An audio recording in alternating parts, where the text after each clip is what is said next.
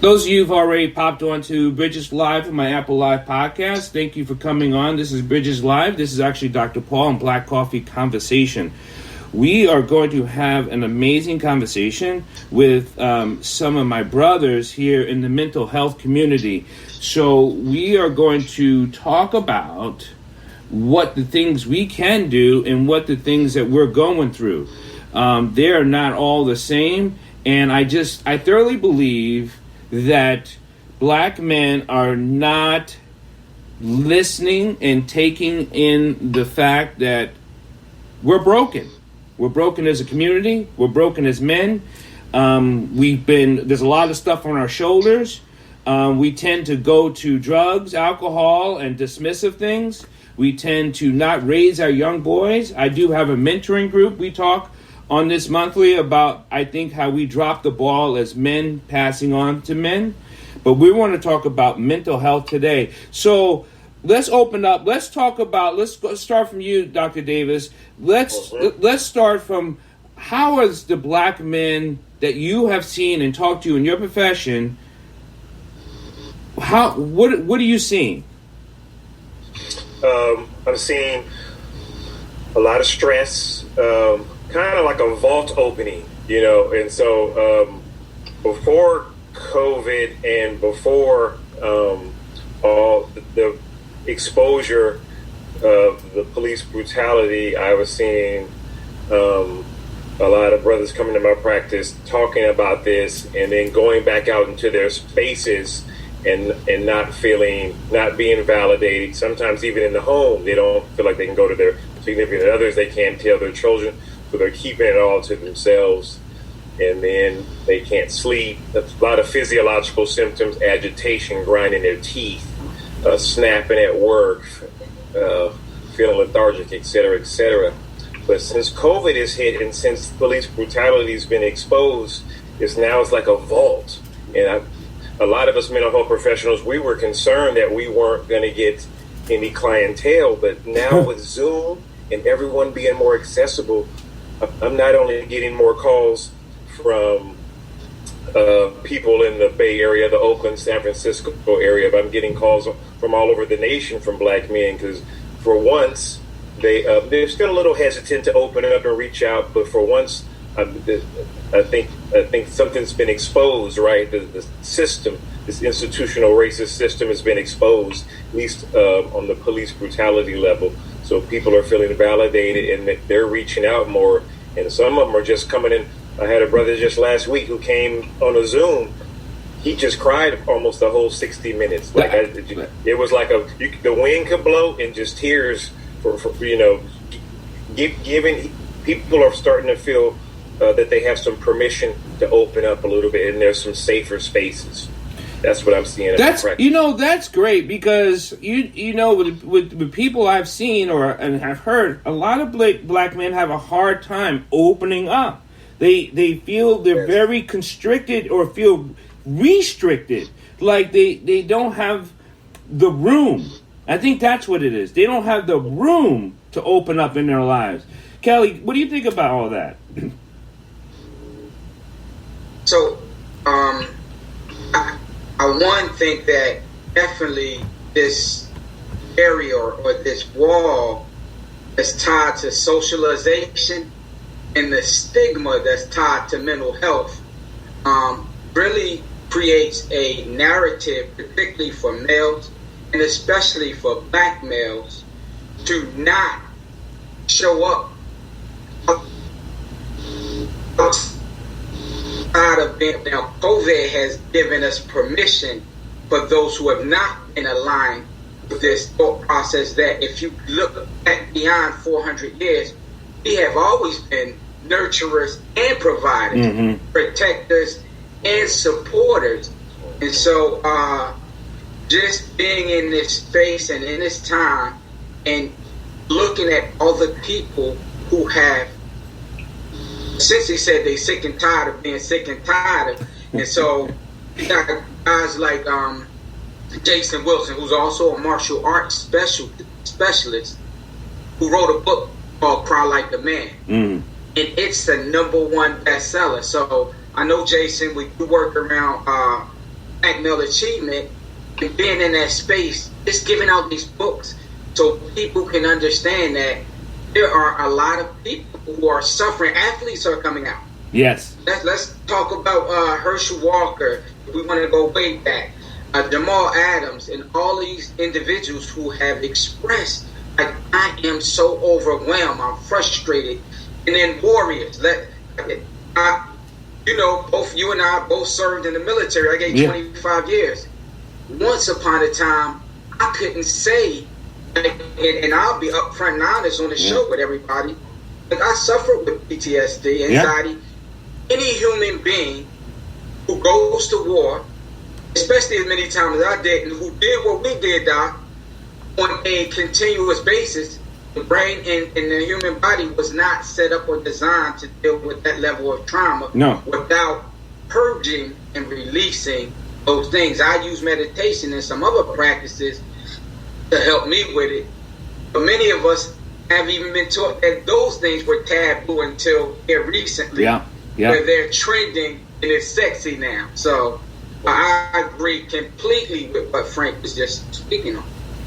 And Roger, and let's talk about how, so many people, not only all types of people, black men, how they went to the substance issue to try to alleviate this pain. And a lot of black men have been in pain, like Frank said, for a long time. But I'm glad they're now starting to. I'm glad they called him up, they answered, and they're like, hey, and just cry. So how are you seeing it down where you are? Well, what I'm seeing here, first of all, thank you for having me on. What I'm seeing around here, people do, that's why they run to, that's their go-to thing. Drinking and drugging. Alcohol, has, suppressed a whole lot of things and hides a whole lot of feelings and emotions. But once it comes out and you recognize it, the guys around here, this is what they do. That's most people around here, they run to alcohol and drugs, and I think that's so sad to come to a fellow man, in which is they lack of in your community. They lack of black men, of black leadership in your community. So therefore, that's what they want. And I think the way we got to get it back, you got to get them to open up a little and say there's another way. Mm-hmm. Everybody don't have everybody to run to, and we as black men hate to. It's a sign of weakness to try to get help or ask for help from someone. So they'll feel like, okay, I can get this, and it's just numbing the pain. But all in all, they're just creating another problem for themselves down the road. So Frank, is one of the things, the people who are coming to you are opening up. How can, with black mental health, and this is what I'm trying to champion here with black community mental health, we have a lot of branches that are broken for all type of traumatic reasons, post-traumatic slave disorder, just PTSD. Like Kelly said, I had to heal myself from PTSD and go through the different living sciences about how to heal. But we need to go to someone. And there are black men walking around with such a heavy weight, and they're not getting the help they need. And I've said this before, if the black community is a relationship, we are getting a divorce for hundreds of years, and we need to stay together. This is not a relationship we can just separate from. So what do you think we could do to champion the cause of having black men say, hey, it's okay, cry, raise your hand, get help, and break down in that safe space? Yeah, good question. I think more things like what we're doing, to be honest, I get fulfillment just being around 3 other positive black men. That's nurturing. Yeah. Brother Kelly mentioned an important word. I think we have to break those barriers, those stigmas of what it means to be a black man, and we still are. We were nurturers in the past, and somehow that got repressed through years of oppression and slavery, and being pigeonholed that we're only strong and macho and stoic. And in reality, we need to kind of reintegrate and those repressed parts of ourselves, particularly the nurturer and the compassion that we have. And I think it might help too for us to, again, have some kind of platform in social media that's just mental health friendly. Yeah. And we need to validate. There is, as you were saying, with post-traumatic slave disorder, not too long ago, Tuskegee experiment, we were experimented on by the mental health community a couple of 100 years ago. Physically, not just, in lobotomies, and they have research that, back in the 70s, they did research where more often than not, a black person could come in experiencing stress, and a psychiatrist or a mental health professional had more of a tendency to diagnose him or her as schizophrenic, whereas if a non-black person, typically a white patient, came in, they would diagnose that person with stress and depression, and they get psychotherapeutic treatment, whereas we would be misdiagnosed and with like a real severe diagnosis. So that tentativeness is real and valid, and so we just have to show them that narrative and show them that things have changed. I think these systems have to recruit and continue to vigorously recruit more African American students in mental health schools. Like at UC Berkeley, finally, UC Berkeley has a black president. I know, the kind of thing. Exactly. That they're going to reintegrate some form of affirmative action. That went away for years, and all because of all the politics. So I think at the systematic level that has to happen, and then at the community level, we just have to be mental health friendly and kind of destigmatize. Easier said than done, because there's still other forces at play that push black men into these corners. These corners of toxic masculinity. But if there's a will, there's a way, and I think the system on one level has really broken. The hierarchy has broken down because of lack of presidential leadership, and that's really been exposed and broken down in a certain way. You had said something about developing from an age, and Kelly, you work with a lot of young men, and how do you get your young men to you, or do you just snatch them off the street, or do you back growing up in New York, I remember people used to be what you call the sidewalk preachers, right? And they'd be standing on these things going like, hey brothers, you need to get your life together, you need to get, and that's not there no more. So how are you able to get these young men into your nonprofit to say, we need to break this system that you think you're in? And that's the matrix you're talking about. There's a system you think you're in that they got you in, that you can get out of if you break this and what's controlling here. Go ahead, Kelly. So what I would say, Doc, is this. Two things. One, I've committed my life in Charlotte to mental health, men and young people. So working in that mental health space as a leader, and then doing the national work around fatherhood, I have a reputation that allows the social workers, the therapists, the psychologists to automatically identify and refer people over to me. But more importantly, I'm in the community. So I'm not that type of person who speaks from a theoretical perspective that don't understand the practical intersection where the two meet. So now they understand and know that it's okay to be safe and vulnerable. And I'm always upfront and honest and share my experience and the fact that I made mistakes and that I was in them streets and I made bad choices and bad decisions. However, there came a chance, an opportunity where I understood that I need to execute. And at that intersection of preparation and opportunity is where execution exists. And so those young men trust me. Those young men, I still have young men who are now 30-something who come up, haven't seen them in years. I just had experience the other day. A young lady said, hey, Mr. Little, because I left. I was on a deployment, and she said, when you left, this place went crazy. But I wanted to tell you, because I thought I'd never see you, I made it. And it was those encouraging words that you said. And you were a manager.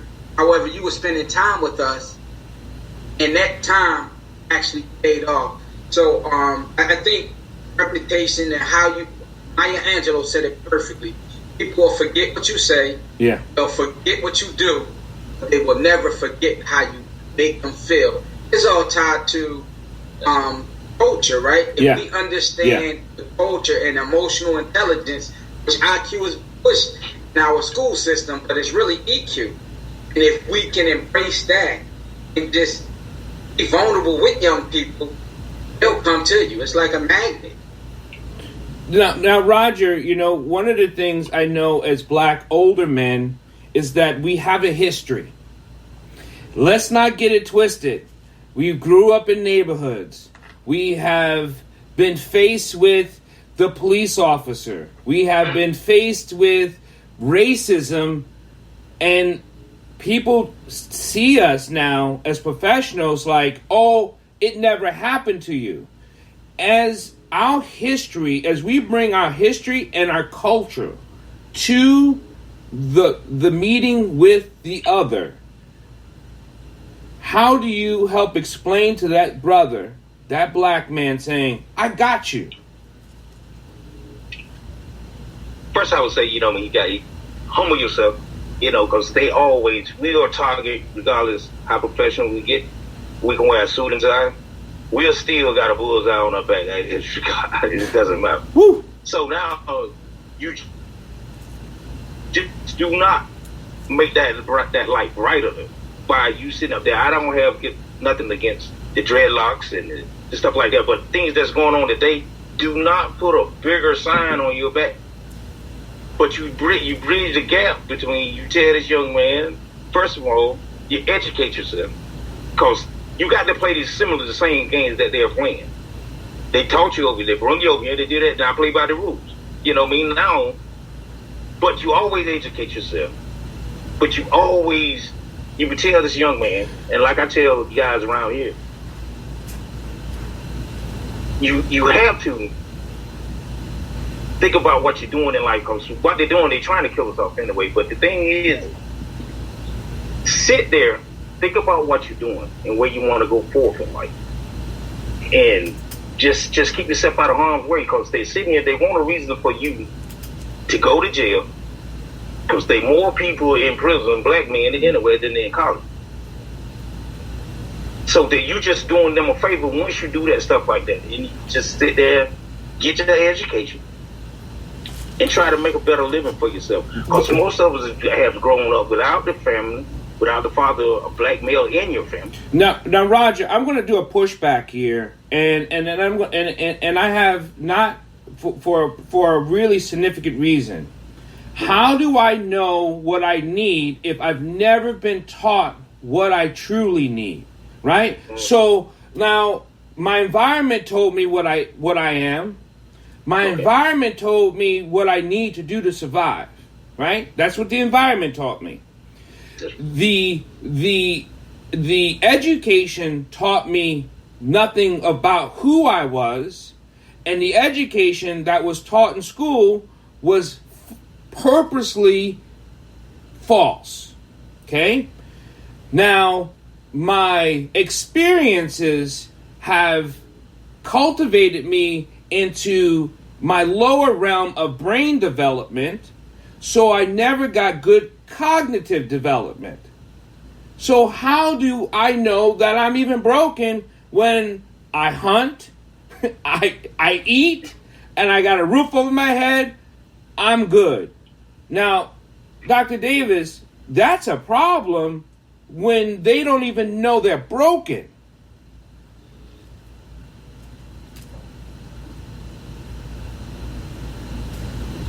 Dr. Next question, Dr. Davis? Yeah.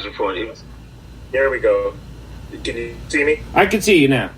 Okay, froze. What was it? Where did we leave off? Well, we left off if the young black man doesn't know he's broken because he's surviving this game. He's got his game face on. He's rolling in whatever he's rolling in, and he doesn't know how fractured he is. Great question. Yeah, me and some of my mentors, sometimes we call it confrontation or street therapy, and because a lot of times you'll get them and they'll either not think something's wrong because they're a product of that environment, and it is a leap of faith and risk put all your life and vulnerability, even if it's in another professional black man's hands that you don't know, when you've relied upon, pulling yourself up by your bootstraps, and you think you survived and you think you're healthy. So it's kind of like taking that goldfish out of that tank. They don't know what it is because they think they think that they're healthy. So a lot of times in my work there is an element of confrontation. Sometimes I call it street therapy, but it's not hostile or violent. Oftentimes when I get in a brother's face and it might feel a little volatile, he typically knows after that catharsis, like I'm establishing that healthy bond or attachment. Because then what you see behind that bravado or that defensiveness is a lot of fragility and a lot of wounds. And when I start noticing that, I'm definitely not a traditional therapist. I don't take that traditional approach of sitting back quiet, Freudian, sit back and let them. I'm like, no, brother, wait, no, you came late, you're talking crazy. You see what my sign says. It says no cell phones in the waiting room. So I'm doing the therapy all the time. And so that's jolting to them. And a lot of times they buck up against that. But then 99 times out of 100, they feel comforted after because they haven't had that experience because people are afraid of them. Yeah. Or family or not, people are afraid of them or have written them off. So what they get, they don't always get it consciously, but they get some level, they get jolted by that experience. And then just like Brother Roger and Brother Kelly was saying, when you show your own vulnerability and when you show them some force in a loving, nurturing way, they're texting me or calling me, when's our next appointment? And so I think it does take that level of engagement, maybe confrontation is not the right word, but I think an intense level of engagement that has a nurturing quality. I do think that's what a lot of them need, because how else are they going to get a wake up call that the way they've been operating in that goldfish tank is not the way, that they're in survival mode. They don't know, and we know how it is. We've all either had, I know I've had PTSD and deal with it, so we know how it is when you're in survival mode. Your cortisol levels are fluctuating, heart rate, high blood pressure, all these kind of things. You're intense, you're agitated, your voice is it's high pitched, and you don't even know it until you come into a different space where there might be some music or someone looks you in your eye and smiles at you and kind of helps you regulate your system. You don't even know any of that. You don't even know that type of existence until you're confronted or someone engages you in that way. True. Brother Kelly, you want to take what you got from there? So Brother Frank and Brother Roger both spoke on some very, very critical topics. And what I would say is this: in working with young people,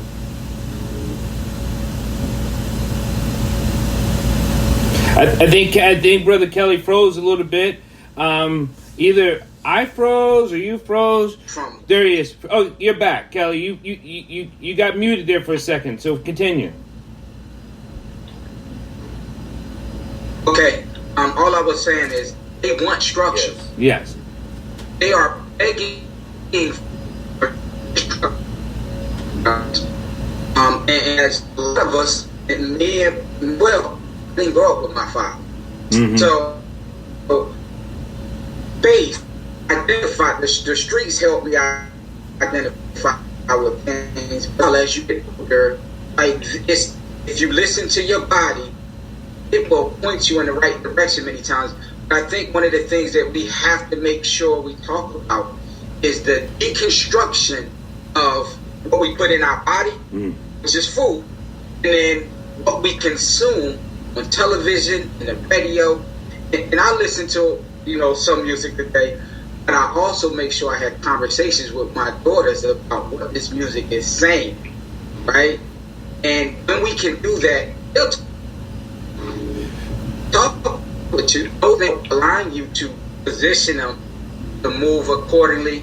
Because our job is to not only model the appropriate behavior, but to engage in dialogue that focuses on critical decisions and critical thought processes, so that when we move and lead, that they're able to step into that space as a young adult and make good decisions. You know what? One of those things, and this goes, you said something, Kelly, about putting things into our bodies. And I'm going to go right to Roger's wheelhouse when it comes to substance abuse. When people are out there, I'm smoking, I'm good, I got mine, and I'm chilling, and nothing bothers me. They don't know they're being affected with the infection. That's right. That's right. Once you start putting that chemicals and all that stuff in your body, just, as we know, the central nervous system and all that stuff plays a big part of it. And you start to lose yourself. You think this is a great way to get over mass pain. And then you just forget about yourself. You forget about everything. I'm talking about this is how they get you. When you see someone's hurting like that, and they putting that stuff in their body, because I can speak firsthand on that. I used to drink alcohol. But I was numbing. I was masking pain, as I call it. You're angry, and you don't even know what you're angry at. You're just sitting there, you're just numbing yourself out from a pain that you can't even recognize, because you don't even want to take the time out to understand what's going on. And then when it's too late, when your body starts depleting, your liver starts shutting down, you smoke, your health goes bad, your lungs and all that, then you finally wake up and say, wow, I shouldn't have done that. Or something got to happen traumatically for you to stop, instead of just saying, okay, people just don't jump up every day happy and put stuff in their body that don't supposed to be there. So.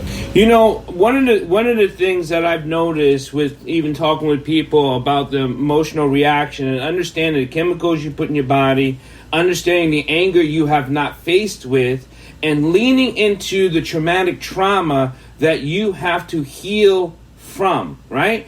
You don't have to get over trauma. You have to heal trauma. And there's a total different way of looking at it, of like, oh, I can get through trauma. I can get over trauma. No, we have to heal trauma. And that doesn't mean avoiding it. And if I have not been, as a young level, been mentally developed and to recognize that I am traumatized, then that's why I'm burning my own stuff. I'm committing the acts of violence that I'm committing. I am hurting people that shouldn't be hurt, and I don't know how to care for not only myself, but for other people. Now, Brother Frank, that's a problem in the black community as a whole. Now, individually, someone says, yeah, man, I'm fucked up and I know I need help. Another brother may say, yeah, I'm trying to work it out. But as a collective community, we are not owning up to that. And I think that's a mental health problem. Mm-hmm. No, I totally agree. And that's where, especially on the community level, I think more spaces like this, I think more leadership, the leaders that we do have to continue to embody and push a mental health agenda, and that in all the spaces, in the community spaces, in the churches. Mm-hmm. I know in the past some churches and people who are sometimes overly religious separate that from mental health, and to me they're one and the same. Yeah. One isn't better than the other. We don't need to separate them. They're one and the same in my book, or people will overly rely on one versus the other, and you need the spiritual, religious, and the mental health, or look at them as one and the same. So I think on the community level, that is where the leaders have to be comfortable pushing a mental health agenda and integrating it with all the other aspects of health. It doesn't have to be a separate thing. People again stigmatize depression and anxiety, or a lot of us will go in and say, I think when I get when I was a little bit younger, it took me a long time to realize I was having panic attacks. I was like, it's got to be my heart. let me go to my doc. And every time he was looking at me like, and he was a brother, he would just shake his head and like distressed. I'm like, all right. I'm like, no, it's my heart. I need you to do an EKG, an MRI. And he's like, you're clean, everything's good. And it took me a long time to go to my therapist, who I've been seeing off and on since I've been 22. His name was Philip Coleman in Oakland. He's a brother. It took me about 3 years to finally realize, man, this is my mind controlling my body, and vice versa, you know. And I just had my own ego. I couldn't imagine. Oh, my mind is making my body have these physiological symptoms in that way. You know what, Brother Frank? It took you now, and here's the thing. It took you 2 years. You were seeing someone, and it took you 2 years. Yes, sir. We are in the new revolution, I call it. This is the new revolution. You know? Power to and if it took you 2 years, I don't know, and I'm going to, each of you answer this, and Kelly, I'm going to you first. Do we have 2 years for this to take shape? Could we afford the 2 years? Because in those 2 years, if you take the hostility that black men already feel, you take the alcohol and the drugs they're already drinking, you take the miscommunication they're already having with their relationship, I don't know. There's a lot of blood in the streets if it's going to take... It took Brother Frank 2 years, and he knew he was seeing someone. So Kelly, Brother Kelly, what's up? So, for me, at the time we're in right now, I don't think we have. I mean, we have 2 years because there's always a option. Yes. But that option is not the best option because timing is everything in life. And we're at a time where opportunities exist for us to be right, wrongs, and so many people have died for us to be able to be in the space that we're in today, and we can rewrite the generational trauma of the past if we're able to connect on a cellular level with people so that they understand that they got options, they got opportunities. Particularly in COVID, everybody's in home, so this information, the same way they use television to program us to destroy ourselves. To Brother Frank's point, we have to use social media, and that means sometimes for some of us who are traditional clinicians, I've used the word emotional wellness as opposed to mental health if it's going to serve my purpose to connect with more people. And I'm sick and tired of seeing young black males, Me too. black women, young people of all denominations not address mental health issues, not be aware the same way I can remember music or a rap song, I can remember information using that same melody because music is healing as well. And so to answer your point, personally, I don't think we have time anymore. I think we address this thing and we continue to put out information that's informative like we're having right now. We do it on a grassroots level because historically, a lot of the people get to a certain space and they go grass top. If people don't understand the information and how can I retain or apply the information, I'm not talking about digesting and regurgitating. Right. To apply it. You actually got to internalize it. And this is what I love to do. Get the information, understand the information, and put that information into an action. And this is why I love doing Black Coffee Conversation or my other podcast, Bridges Live, because if you can hear something and still not know, you can think you understand something and still not apply. So all those pieces, they're still broken. And that means you're still broken. Go ahead, Roger, and continue. Real quick, Doc, Go ahead. I was just going to say the beauty behind the conversation or the coffee tables, if if we got them with a seat at the table, now they have a voice in the game. So even if I'm not getting it from the beginning, me listening to you three amazing men, eventually my subconscious mind will begin to be able to conceptualize this so that I can apply it in my space. And then I'm going to encourage other people to come and listen, because it wasn't transactional, it was transformational for me, which means it can be transformational for you. So go ahead, Roger. So, Brother Roger, how do you want to add on to that? No, like Brother Kelly and Brother Frank. As you see the listen and you gather more information, it's more you can go out into your community, relay it to the young one. It's just been amazing being on this cast, and I appreciate it. But the thing is, we, as getting back to the black men, there got to be more older black leaders. Okay. They only mimic what they see. If we're not doing our thing in life, and we're not in place and doing what we're supposed to do, then there's no way they're gonna follow anything we say.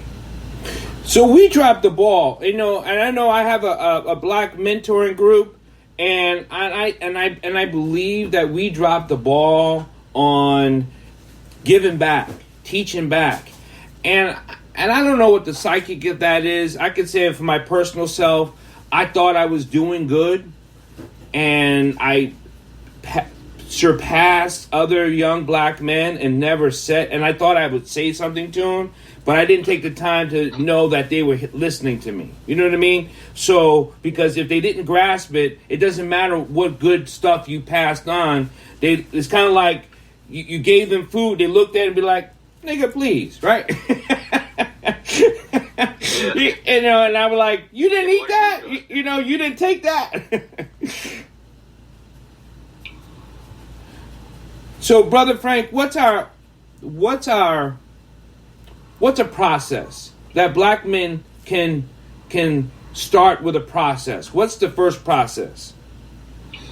I think again we definitely need, because it's not like yes I am getting more calls from people and those kind of things, but those are the people. Those are the people who are self-motivated. They have the volition. And so I call it jam up or therapeutic confrontational engagement. I think you got to get their attention. And typically what I see, I don't know statistically what it means. And I don't know if anyone's ever run this kind of experiment, but typically when I have an office in Oakland, and there's been times where I've had confrontations, or I'm on the bus and the young brothers are doing something disrespectful, and it's kind of affecting me because I'm with my daughters, or somebody threw something on the bus and it hit my shoe, and I'm in this space where, do I say something? Their energy is affecting my space. So more often than not, I engage on some kind of level. Obviously, I can't engage, or I'm going to put myself in jeopardy. I'm not volatile, but I do think it takes some kind of level of intense therapeutic engagement, and not just therapeutic in the office, therapeutic in the community. I think it takes that kind of that level of engagement, and more often than not, when I have had those kind of confrontations, one of them will say, "Man, I'm sorry, sir," or "Look, hey, I didn't mean that," or sometimes I'll get clientele who, because of their conditioning, they want to, they bring me how they've been experienced. They want to say, "Hey, what's up, bruh?" And I'm like, "No, I'm not your bruh.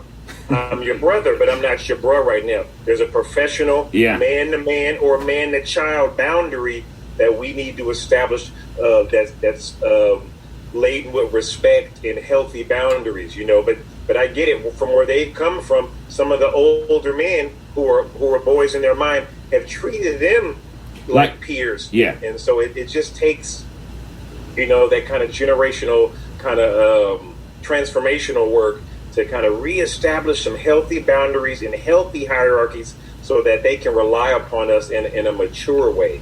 So that's where my mind goes with that question.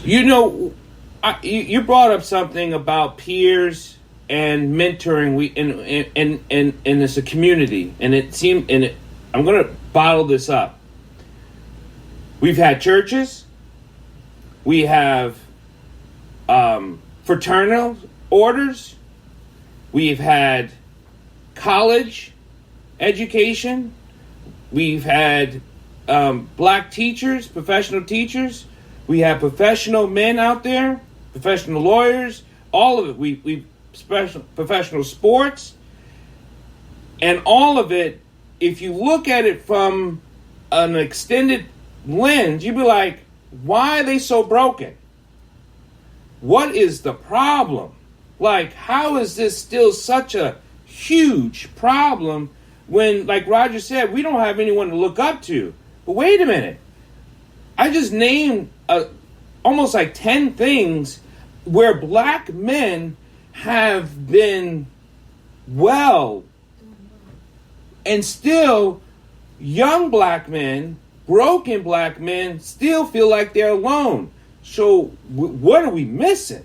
And this is thrown out to the guy, all of you. So whoever wants to jump on, I mean, because it seems like, because that's where I think where the white community or the other communities are looking at us, they're like, you guys are just screwed up. You have this, and this, and yet you're still complaining about we need something.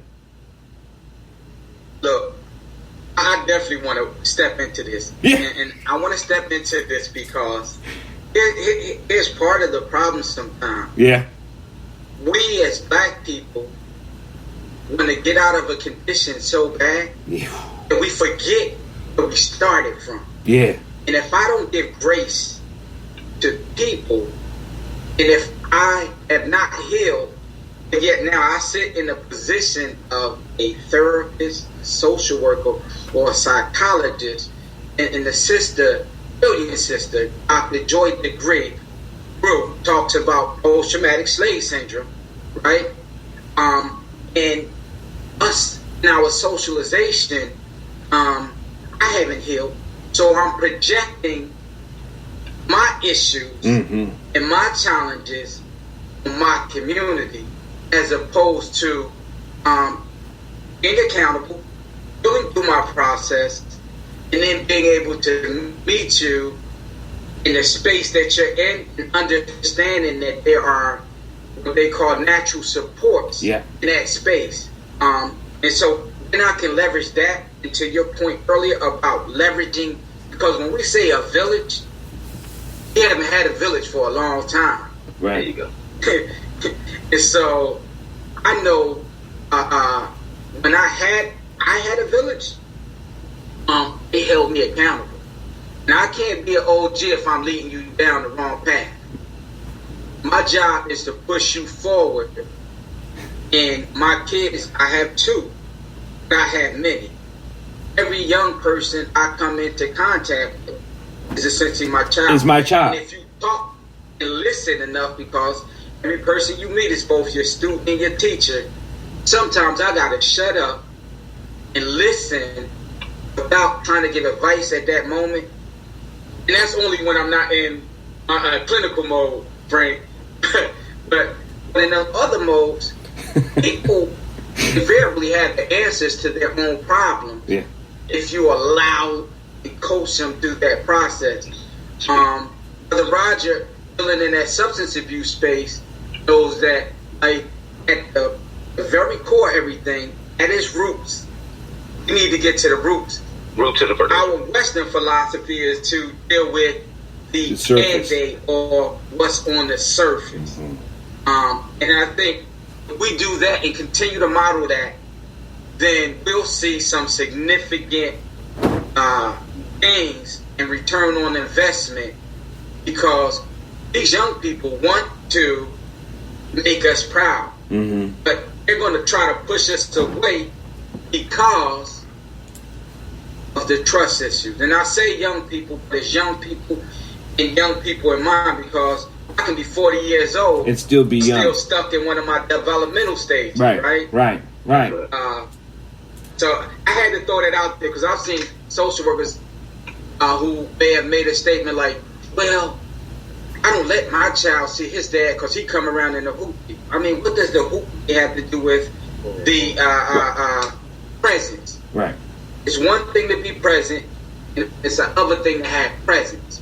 So I can't just be there. I got to be engaged, involved, having conversation, dialogue. So, I mean, I'm going to shut off because y'all done got me started. Go ahead, Roger. What do you got? No, I like it.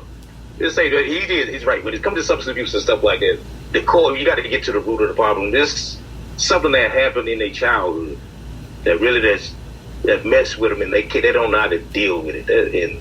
And most people, they feed off that as they get older. They don't know how to deal with it. Like I said, massive pain, and they just keep going and keep going and keep going. And then thing you know, the problem turned to addiction. Now you fighting two things because you don't want to deal with what happened in your past, and you got to kill that demon before you can go to something else. So, but as in the black community like that, it's most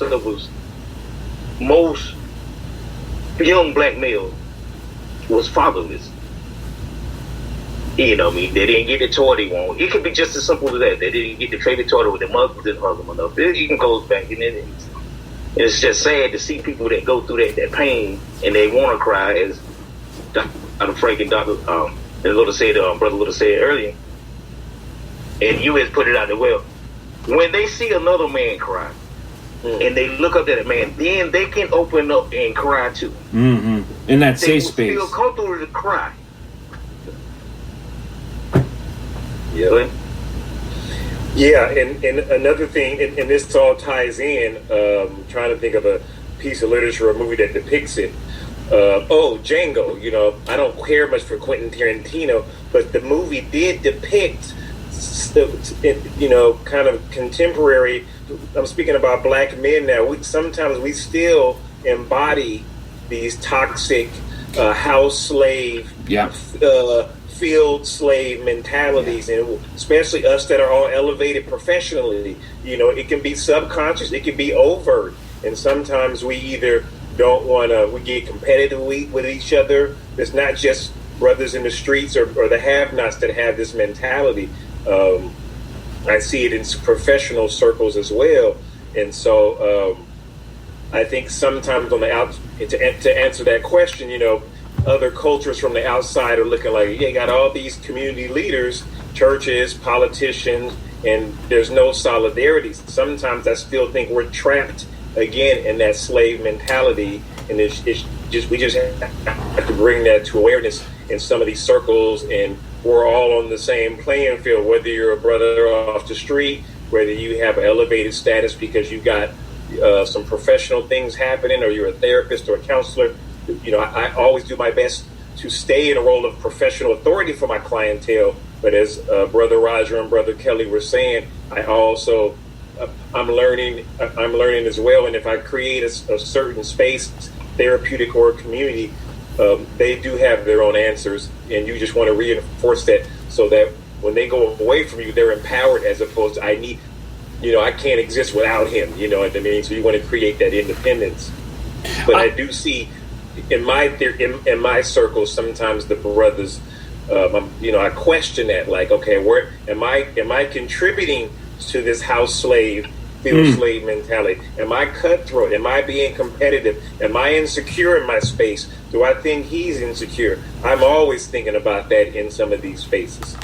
You know, if we could get, and if the brothers could hear one thing, and that is to get out from yourself with your ego so you can heal. I hope they hear that.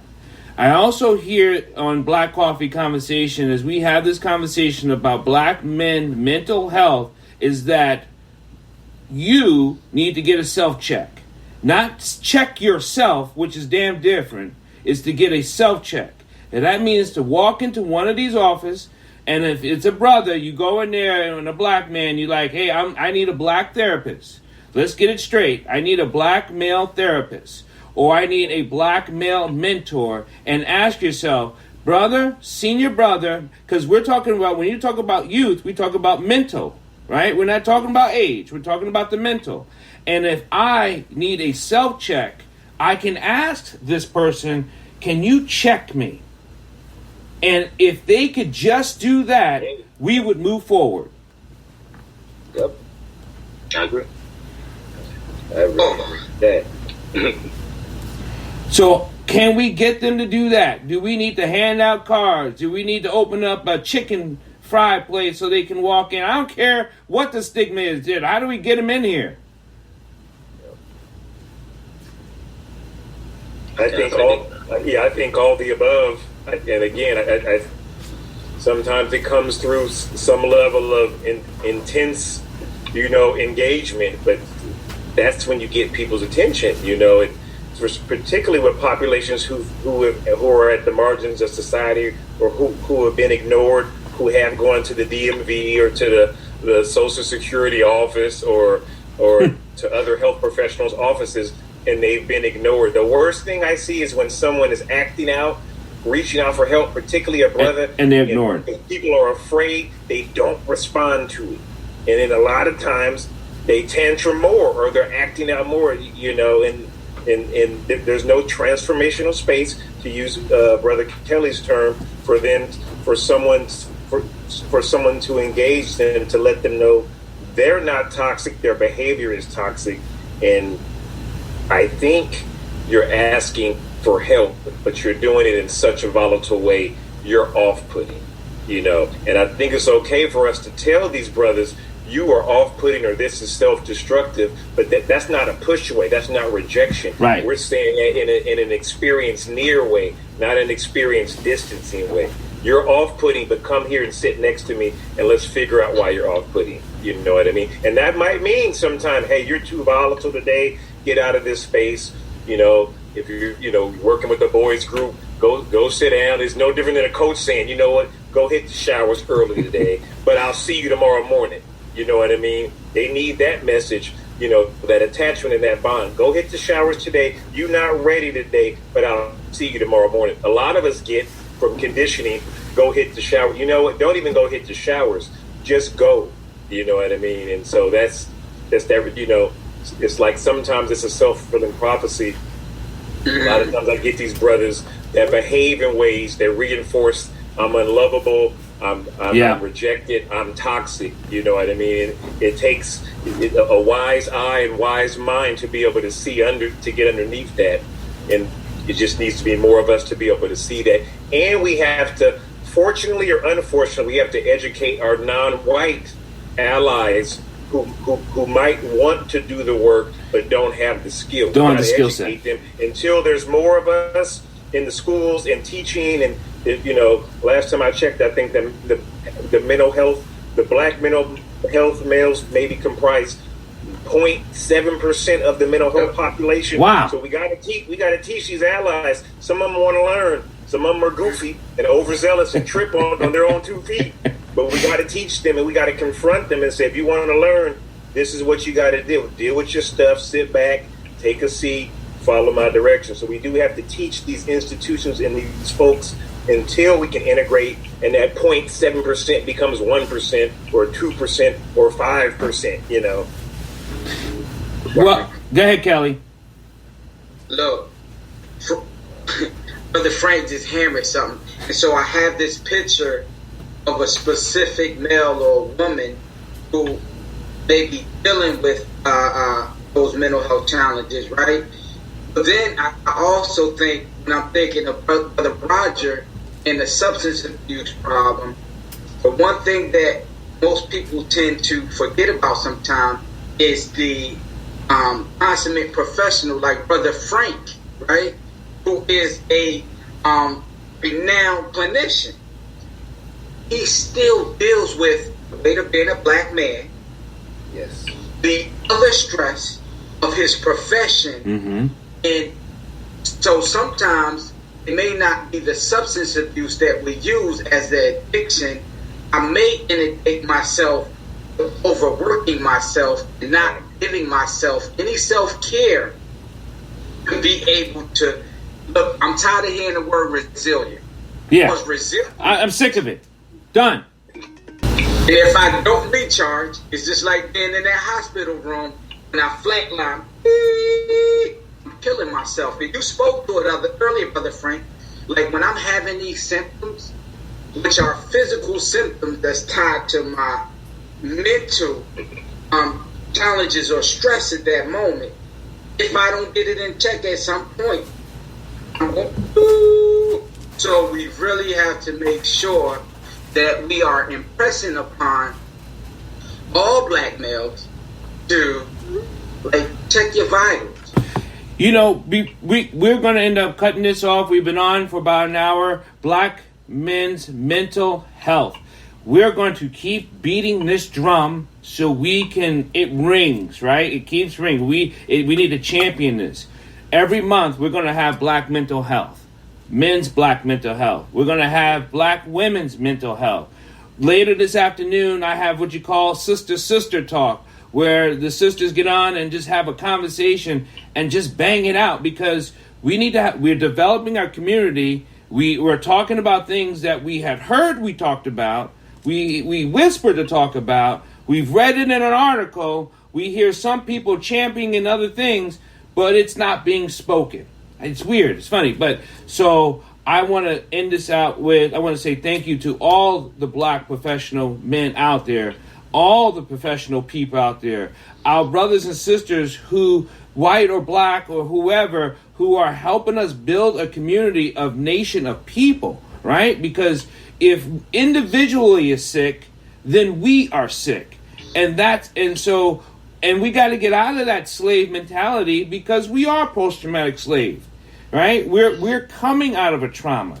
So let's bow our heads and let's pray, and then we're going to take off. If anyone wants to contact you, please contact Dr. Paul, HolisticScience.com. And if you guys want to get in touch with Dr. Frank and Roger or Kelly, please contact me. I'll send you guys all the information that you want. I know you're in Oakland, and you're both in the Carolinas, one's in Charlotte. So let's bow our heads. Dear Heavenly Father, thank you for bringing us strong black men together. Thank you for listening to us. Thank you for hearing our words. Speak to our brothers and sisters out there, and let them be heard that you're not alone. Let the sickness be felt that you can heal. You have people out here who is championing for you, who is screaming for you.